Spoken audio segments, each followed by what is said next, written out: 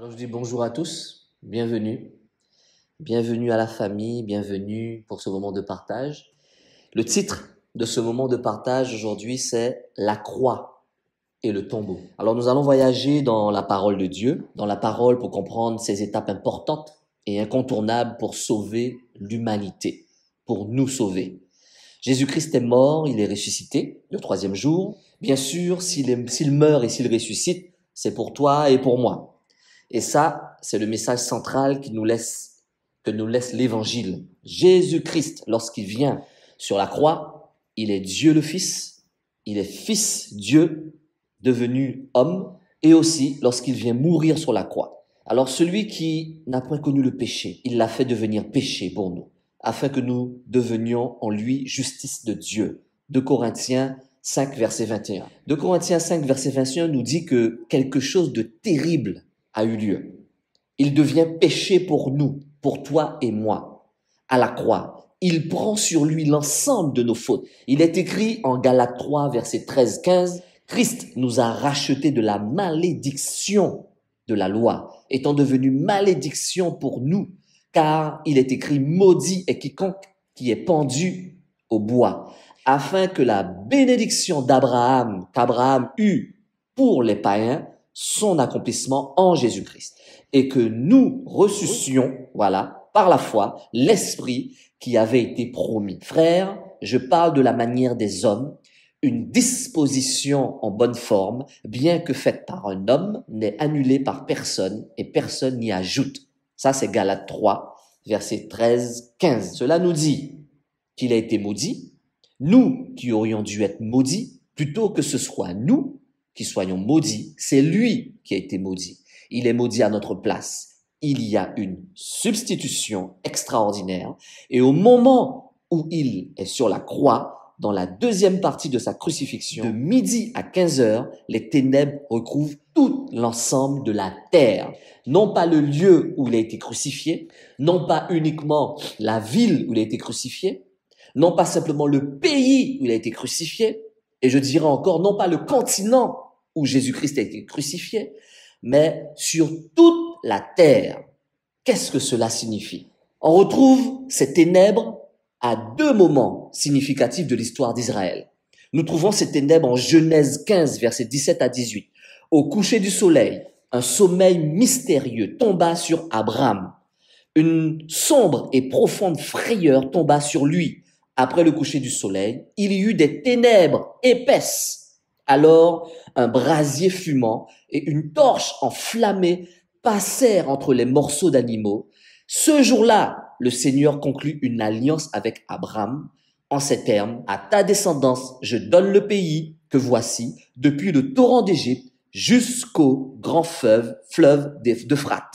Genèse 15, versets 17 à 18. Lorsque Dieu fait alliance et signe son alliance avec Abraham, ces ténèbres-là sont le symbole de la présence de Dieu, la présence du Père, qui signifie son alliance. Suivez bien.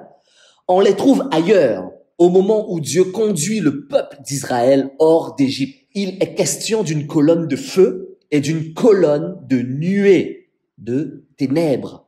Exode 13, verset 21 à 22. L'Éternel alla devant eux le jour dans une colonne de nuée, de ténèbres, pour les guider sur leur chemin, et la nuit dans une colonne de feu pour les éclairer, afin qu'ils puissent marcher jour et nuit. La colonne de nuée, c'est-à-dire de ténèbres, ne se retirait pas de devant le peuple pendant le jour, ni la colonne de feu pendant la nuit. Exode 13, versets 21 à 22. Dieu est le créateur du jour et de la nuit, des ténèbres aussi. C'est comme si Dieu manifestait sa présence par cette manière. Et nous avons, au moment de ces 3 dernières heures sur la croix, 3 heures, comme 3 jours dans le tombeau, le Père en personne, Dieu Tout-Puissant, qui se déplace. Peux-tu imaginer cela? Si Dieu était venu dans toute sa gloire, il serait venu dans une grande lumière qui aurait tué toute l'humanité. Car personne ne peut voir Dieu et vivre. De midi jusqu'à 3 heures, de l'après-midi, il y eut des ténèbres sur tout le pays. Vers 3 heures de l'après-midi, Jésus s'écria d'une voix forte, Eli, Eli, lama sabachthani, c'est-à-dire mon Dieu, pourquoi m'as-tu abandonné? Matthieu 27, 45 à 46. Même si Dieu était là, il ne pouvait pas être en Jésus-Christ, car Jésus-Christ portait le péché du monde. Dieu vient pour regarder son Fils dans les yeux. Et pour la première fois de toute l'éternité, le regard joyeux, aimant, uni du Père, du Fils et du Saint-Esprit est rompu. Il y a une cassure. Et pour la première fois, et pendant 3 heures, Dieu le Père va regarder son Fils avec toute la juste colère que méritent nos propres fautes, tes fautes, mes fautes, toutes les hontes que nous avons suscitées à notre Créateur par notre comportement égoïste, violent, méchant, cupide, orgueilleux. Et la liste de nos fautes et péchés est trop longue pour que je puisse tous les citer. Et pour la première fois de toute l'éternité, Dieu manifeste sa colère à l'égard de qui? De son Fils. Pour que toi et moi, pour que nous ne soyons jamais assujettis à la colère de Dieu. Nous qui avons placé notre confiance en Jésus-Christ pour notre salut. Et nous avons là la confirmation de la grâce, toute l'essence de l'évangile. Jésus est notre substitut. Il devient l'homme maudit. Il devient l'homme maudit que nous aurions dû être. Il devient l'homme péché que nous sommes. Il prend toute notre place sur cette croix et il absorbe la colère divine. Il absorbe et il meurt. Mon frère, ma sœur, mon ami, comprends-tu la réalité de la crucifixion? Une peine de mort tellement horrible qu'elle n'était jamais appliquée aux personnes disposant de la citoyenneté romaine. La crucifixion, outre les douleurs physiques qu'elle engendrait inévitablement, garantissait une mort certaine, particulièrement lente et horrible. Il n'était pas rare que l'agonie du supplicié se prolonge pendant 3 jours. Jésus, lui, n'a pas tenu 3 jours. Il est mort le jour même.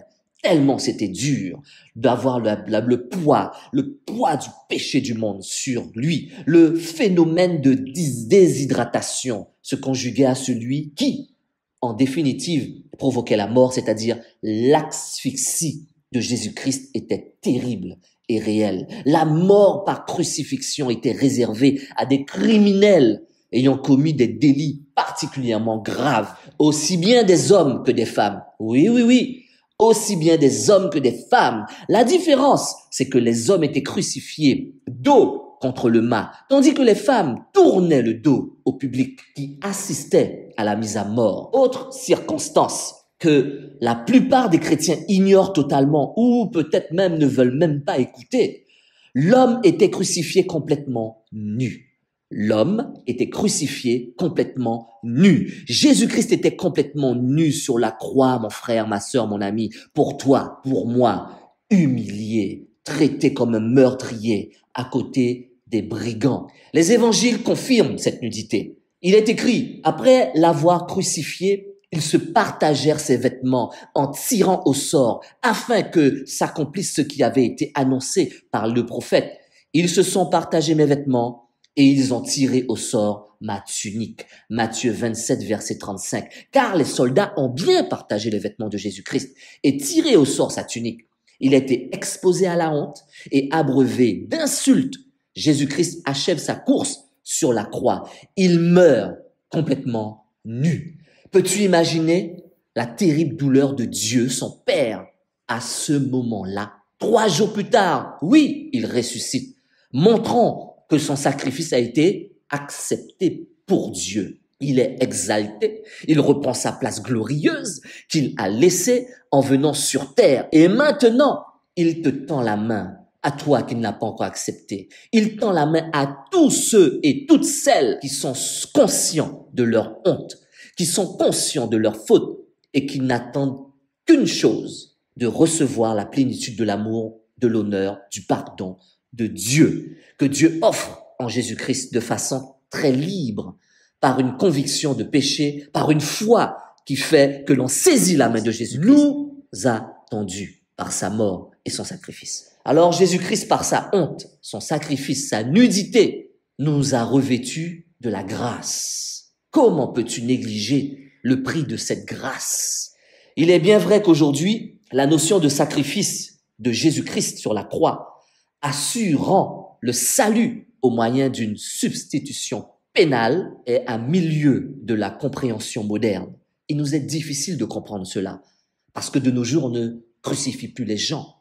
Pourquoi? Pour répondre à cette question, il convient de considérer ce que signifie l'expression substitution pénale. Le sacrifice de Jésus-Christ sur la croix est une substitution pénale. Il y a substitution parce que Jésus-Christ prend notre place et assume nos responsabilités. Cette substitution est pénale car ce que Jésus-Christ subit sur la croix est la punition de nos péchés. Ainsi, Jésus-Christ s'offre comme satisfaction du péché devant Dieu ou, en d'autres termes, pour satisfaire la justice de Dieu. La satisfaction est obtenue car l'offrande de Jésus-Christ répond à l'exigence que demande la justice et la sainteté de Dieu. Car Jésus-Christ connaît la mort et le séjour des morts à notre place. Alors maintenant, mon frère, ma sœur, il faut comprendre, que se passe-t-il pendant ces 3 jours dans le tombeau? Nous lisons dans Hébreux 9, verset 27, qu'il est réservé aux hommes de mourir une seule fois, après quoi vient le jugement. Nous lisons également ceci dans Jean 14, verset 6. Jésus lui dit, « Je suis le chemin, la vérité et la vie. Nul ne vient au Père que par moi. » Que signifient ces 2 passages? Si nous regardons de près, et tu as dû le comprendre tout de suite, nous nous rendons à l'évidence que ces 2 références se trouvent où? Dans le Nouveau Testament. La parole de Dieu dit que tous ont péché et sont privés de la gloire de Dieu, Romains 3, 23. Et nous apprenons aussi par les Saintes Écritures que le salaire du péché, c'est la mort. À cause du péché d'Adam, l'homme était donc condamné à mort. Toi et moi, nous étions donc condamnés à mort. Surtout qu'après le meurtre d'Abel par son frère Caïn, l'homme n'était plus fait à l'image de Dieu, mais à celui d'Adam. Comprends bien, Adam, âgé de 130 ans, engendra un fils à sa ressemblance, selon son image, et il lui donna le nom de Seth. Genèse 5, verset 3. On parle bien de choses spirituelles. Donc, l'Esprit de Dieu n'était plus dans l'homme. Donc, Adam a engendré des hommes sans l'Esprit de Dieu. Tous les descendants d'Adam étaient donc privés de la gloire de Dieu, conformément à ce que le Saint-Esprit nous révèle par l'apôtre Paul dans Romains 3, 23. Rappelle-toi, tous ont péché et sont privés de la gloire de Dieu, Romains 3, 23. Mais avant la venue de Jésus-Christ, on n'a pas besoin d'être un prophète ou quelqu'un d'extraordinaire pour savoir qu'il y avait des hommes et des femmes pieux qui avaient la crainte de Dieu et menaient une vie de sanctification. Alors maintenant, lorsqu'ils mouraient, ils allaient où? Nous pouvons affirmer sans aucun risque que la plupart allaient dans ce paradis provisoire et la grande majorité allait dans cet enfer provisoire. Pourquoi? Parce que la Bible nous parle uniquement de 2 endroits. Le paradis et l'enfer. Ce qui fait que l'étang de feu n'était pas encore là. La grande cité céleste n'était pas encore là. Jésus, quand il est mort, a dit qu'il va nous préparer une place. Ce qui fait que c'est quand Jésus maintenant est mort, il nous prépare la place dans la cité céleste. Et si tu n'acceptes plus Jésus maintenant, tu iras dans l'étang de feu. Donc, ils étaient dans cet endroit provisoire qu'on appelle enfer, dans cet endroit provisoire qu'on appelle paradis. Cette destination finale n'était pas encore prévue, n'était pas encore là, parce que Dieu avait prévu Jésus-Christ avant. Mon frère, ma sœur, mon ami, nous apprenons dans la Bible que Jésus a passé 3 jours dans le tombeau. Que s'est-il passé? La véritable question est de savoir pourquoi le plan de Dieu ne s'arrête pas à la croix. Il a été arrêté, jugé, crucifié. Il va ressusciter dimanche, conformément à ses propres déclarations. Il nous dit en Luc 9, 22, il ajouta qu'il fallait que le Fils de l'homme souffre beaucoup et qu'il fût rejeté par les anciens, par les principaux sacrificateurs et par les scribes, qu'il fût mis à mort et qu'il ressuscita le 3e jour. Il avait vécu pendant 33 ans. On parle de Jésus parmi les hommes. Dieu, par sa miséricorde, s'était ainsi rappelé de ceux-là qui étaient morts avant. le sacrifice ultime de la croix. Tu dois me suivre, mon frère, ma soeur, mon ami. Il fallait donc qu'il aille arracher de l'enfer, du séjour des morts, ceux qui avaient mené une vie de sanctification, mais qui sont tombés, ou ceux qui n'avaient pas mené une bonne vie. Pourquoi? Lisons 1 Pierre 3,18 pour avoir cet éclaircissement. La Bible explique la Bible. Ce n'est pas le frère Pascal qui le dit, parce que je refuse que tu puisses croire et dire le frère Pascal a dit. 1 Pierre 3,18, 20 nous dit, Christ aussi a souffert une fois pour le péché. Lui, juste, pour des injustes, afin de nous amener à Dieu, ayant été mis à mort quant à la chair, mais ayant été rendu vivant quant à l'esprit, dans lequel aussi il est allé prêcher aux esprits en prison. Alors, comprends bien, la Bible nous explique la Bible. Séjour des morts ou enfer, prison. Tout comme certains anges déchus qui sont en prison dans l'attente de leur jugement. Pas de pardon pour les anges déchus, nous sommes d'accord. Ces esprits qui autrefois avaient été incrédules, là nous parlons des gens qui sont morts et qui sont dans l'attente, n'oubliez pas, enfer ou paradis. Lorsque la patience de Dieu se prolongeait au jour de Noé, vous me suivez, nous sommes toujours dans 1 Pierre, nous sommes dans le Nouveau Testament, pendant que la construction de l'arche se faisait, dans laquelle un petit nombre de personnes, c'est-à-dire 8, furent sauvées. Alors je vais reprendre le verset pour bien que tu comprennes. 1 Pierre 3, 18, 20.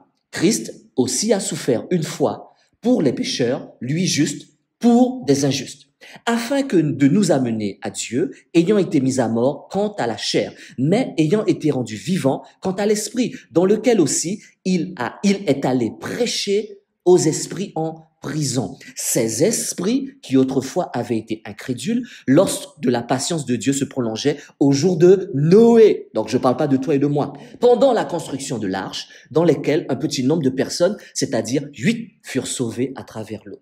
En 3 jours de totale conquête en enfer, dans le séjour des morts, cet enfer provisoire, Jésus était là. Jésus-Christ a récupéré tous ses serviteurs et servantes qui étaient destinés où? Au paradis. Le diable et ses démons ne pouvaient plus bouger. Pourquoi? Parce que le diable, une fois que Jésus a rendu l'âme sur la croix, Satan a commencé à se frotter les mains. Satan a dit, voilà, j'aurai quelqu'un de grand. Je vais recevoir non pas un ministre, je vais recevoir non pas un président, je vais recevoir le Fils de Dieu. Il est mort, il arrive chez moi dans le séjour des morts. Je l'attends avec mes démons. Mais c'est pas ce qui s'est passé, mon frère, ma sœur. Quand Jésus est descendu, il est descendu avec toute sa gloire, toute sa puissance. Il est venu chercher toutes les personnes qui étaient destinées au paradis. Toutes ces personnes qui étaient destinées à la résurrection et à la vie éternelle. Ce que Satan gardait captif. Comprends-tu cela? Tu ne le comprends pas. Alors, il faut comprendre la chose suivante. En 3 jours, le diable et ses démons ne pouvaient plus bouger. Pourquoi? Car une proclamation a été faite que Jésus-Christ est roi des rois, seigneur des seigneurs, dans le ciel, sur la terre et sous la terre. Par sa mort et sa résurrection, il a récupéré les clés de l'enfer et du séjour des morts, car l'évangile a été aussi annoncé aux morts, afin que, après avoir été jugés comme les hommes quant à la chair, ils vivent selon Dieu quant à l'esprit. Et ce verset, nous le trouvons où, mon frère, ma sœur, mon ami?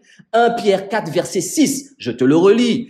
Car l'évangile a été aussi annoncé aux morts, afin que, après avoir été jugés comme les hommes quant à la chair, ils vivent selon Dieu quant à l'esprit. Il est aussi écrit, car Christ est mort et il a vécu afin de dominer sur les morts et sur les vivants. Romains 14, 9. Dieu fait ce qu'il veut. Dieu fait comme il veut. Jésus-Christ maintenant domine sur les morts comme sur les vivants. Mais Jésus-Christ a la clé de la mort et du séjour des morts. Voilà donc pourquoi. Comprends-tu pourquoi? Jésus avait passé 3 jours dans la tombe. Il avait un travail énorme à faire. Et Dieu lui a donné un timing. Tu as 3 jours. 3 jours. Et il l'a fait. Au moment où nous célébrons les événements qui se sont déroulés. Nous parlons de la Pâque. Nous parlons de la croix. Nous parlons de sa mise dans le tombeau. Nous parlons de sa résurrection. Il y a plus de 2022 ans, c'est le moment pour chacun de savoir que s'il n'a pas accepté Jésus-Christ comme Seigneur et Sauveur personnel pendant sa vie terrestre, alors l'enfer sera sa résidence après sa mort. Philippiens 2, verset 9-11 me dit la chose suivante. C'est pourquoi aussi Dieu l'a souverainement élevé et lui a donné le nom qui est au-dessus de tout nom, afin qu'au nom de Jésus, tout genou fléchisse dans les cieux, sur la terre et sous la terre, et que toute langue confesse que Jésus-Christ est Seigneur à la gloire de Dieu le Père. Philippiens 2, 9-11.